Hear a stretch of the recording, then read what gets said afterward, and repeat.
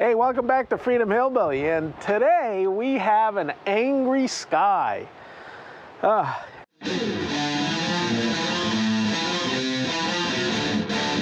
So where we left off was somehow the CV axle popped out of the outer CV joint, and don't know if the ring didn't seat all the way, don't know if the clip was just pinched so it didn't expand out into the groove. We don't know if it popped out while we were manhandling it to get into the hub. Regardless, it popped out and ended up mushrooming out the ends of the spline. So what we're going to do in this episode is take the opportunity that has presented itself to take a deep dive into disassembling the entire CV, outer CV cup and all the 4 pieces that are in that, and to dress up the axle so that we reform the splines on the end, and also show you how to properly seat the axle in that outer cup, hopefully. So without further ado, let's just get into it. But let's take a close look at the axle end. Now, I filed the chamfer a little because it got chewed up as this was rotating and grinding on the splines on the inside. Anyway, we're going to have to go ahead and reshape these broached splines so that it slides on. Before we do that, let's take a closer look at what goes into one of these CV axles. Clean this one up, and you can see that the whole point of this CV axle is to rotate in many different directions while it's spinning. And it stands for constant velocity. So there's, let's say, 4 major components. There's the outer cup, there's this middle ring, the inner retainer, and then the ball bearings themselves. On some of these, the ball bearings aren't as loose fitting as this. So you might have to knock them out with a little drift punch. And these things are hardened steel, so they're not going to be damaged, but if you want, use a brass punch. Anyway, so we could go ahead and just take each one of these out. So at this point, I turned it too far and they're just falling out now. Tried to avoid that. Alright, so we take it. Now we notice that there's a narrow lip of this middle ring and a fat lip on the bottom. And you want to make sure that the narrow lip faces upward. And you want to make sure, and this piece is tapered, as we'll see when I pull it out. So you get it 90 degrees, you position it between 2 recesses, and then it should come out relatively easy. You might have to jiggle it. Now this is the outward facing part of this inner spline ring, and this is the bottom. And you notice that this is actually tapered.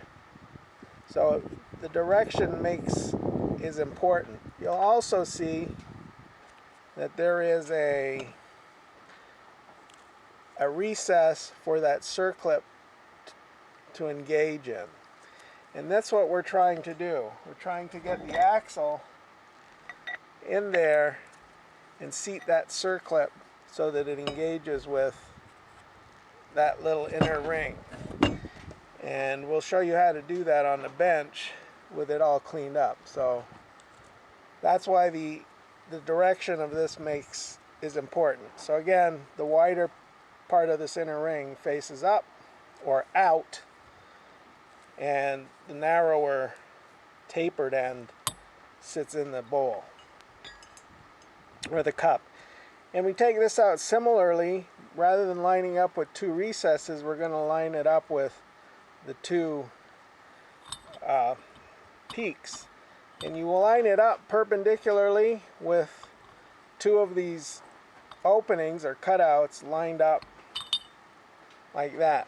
And this also has, as we showed you once before, we got a narrow lip on top and a fatter lip on bottom. It's also tapered slightly. I don't know if you can make that out.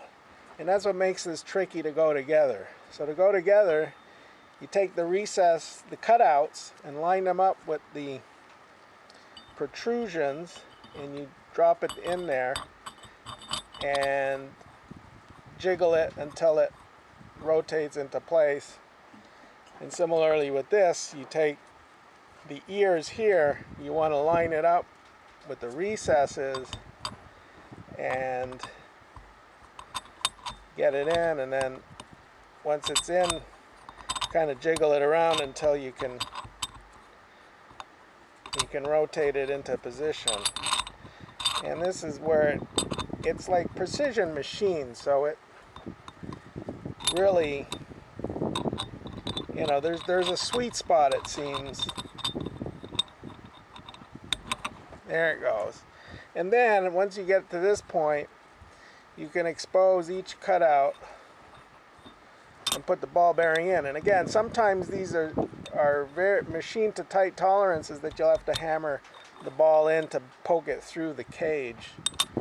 On this one, that's not the case. So, and sometimes it'll bind up and you'll have to jiggle it around to get it unbound. So it'll be able to reveal enough. Whoops. So there we go. There we go. And there we go. Alright, so this part is facing up. The tapered end faces down into the cup. Now we have a lot of splines on this, and we have this circlip that isn't, you know, that protrudes a little, and that's, you got to be careful, because if you catch this end and start hammering it down, it'll force it onto the shaft, and you'll widen it. Now this has been widened because the first time I tried this, I hammered it and it wasn't going in. Let's just point out that on the inside here, there's a little taper. So that spring circlip wants to sort of slide in there, and that's going to retain it and help it pop back, and you'll see what I mean in a second. So you set it down in there, line the splines up, not going to go in on its own, and you can see what happens if I start hammering on that. That part will start being forced down the shaft. It won't get inside. So what you need to do is take a screwdriver while applying pressure. I'm doing this upside down, so I'm applying pressure on the axle, but otherwise you apply pressure on the cup. Either way, you're applying pressure. And you want to tuck that circlip in, so you cock it a little bit so it stays captive. I'll try and rotate it around to show you what I'm doing. And then you keep doing that while applying pressure to try and get this other one engaged. There we go. And at this point, you can see it's kind of starting to go. But if you're not careful, if you release the pressure, it'll just pop out.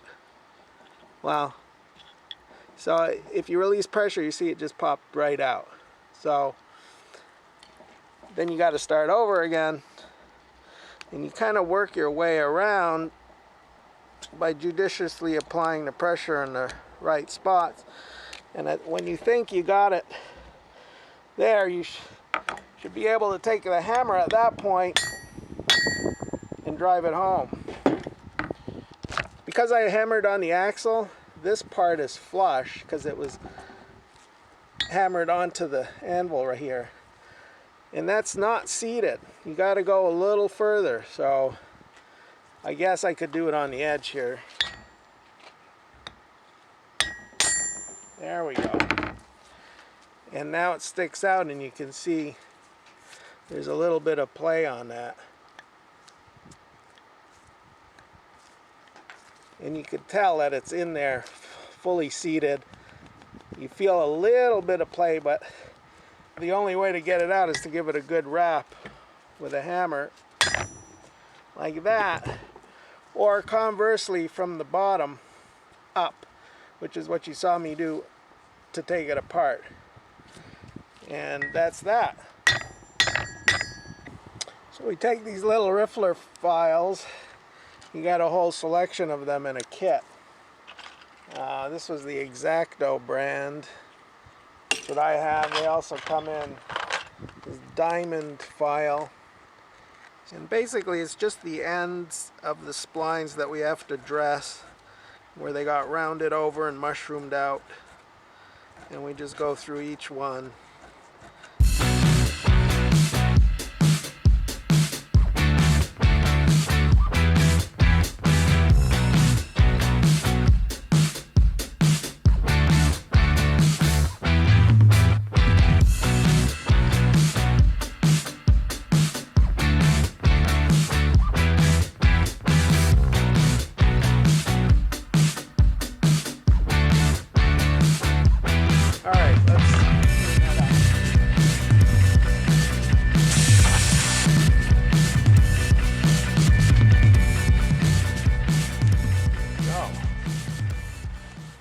Now remember, this piece was the one that came off of this axle. So the fact that it's kind of tight is interesting. Machine tolerances were a little off on that one. Let's see if this guy will go on. I don't have the clip on there now. There we go. Yeah, it slid on and started to stick. Yeah, it's not going on easily. Oh, there it goes.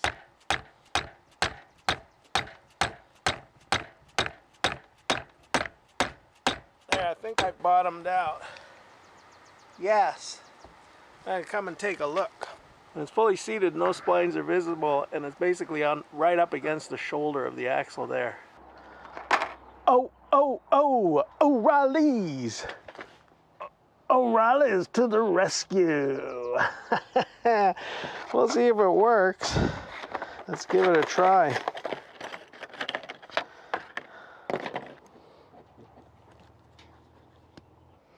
Not even close.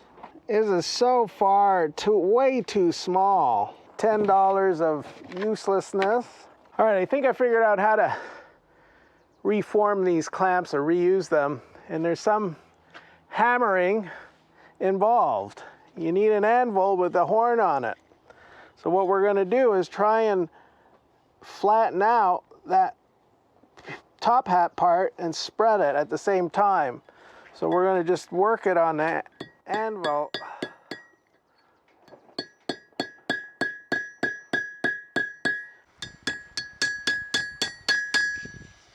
Alright, now looking all kind of messed up. We take this, we clamp it, then we set the boot on the narrowest part of the axle so you have some wiggle room. And now it's on that little collar. Then we pull the boot back to where it should be, where you want to clamp it, right there. And then we're ready to take these guys, which is a special plier.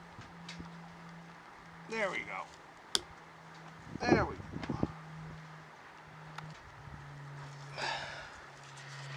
And that's on there. And that is that. It's not perfect like a new one would be, but it's on there.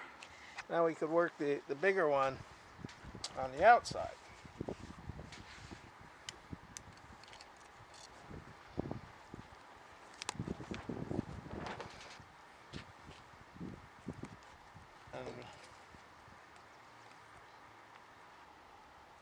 Okay, that's good.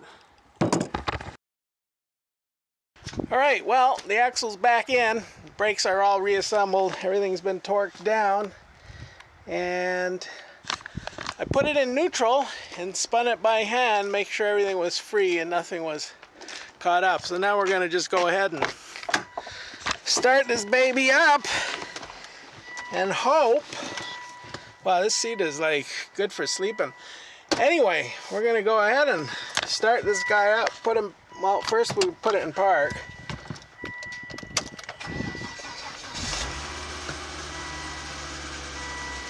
All right, let's put it in reverse.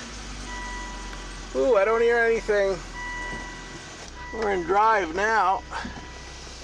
Ooh, I hear.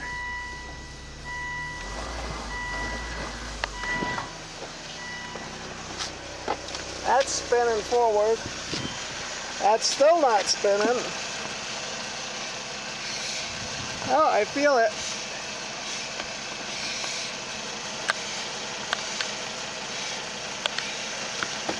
Kind of wants to go, it's just the brakes. I had put the brakes on, so that'll go once we give it some gas. That's spinning nicely. Don't know what the deal is with this guy. Uh-oh, it's... I think the parking brake, we got some parking brake issues, I think. Anyway. Well, I think I'm going to call it a wrap at this point. We got to get new tires before we can set this on the ground and take it for a test drive. All the other tires are worn, they're different sizes, and it's a mess. So we're going to wait for that. In the meantime, we're going to fuss around with the parking brake. Hopefully I can get it released and working properly. Thanks for watching. Thanks for staying till the end. We'll catch you on the next one. Hellbilly out.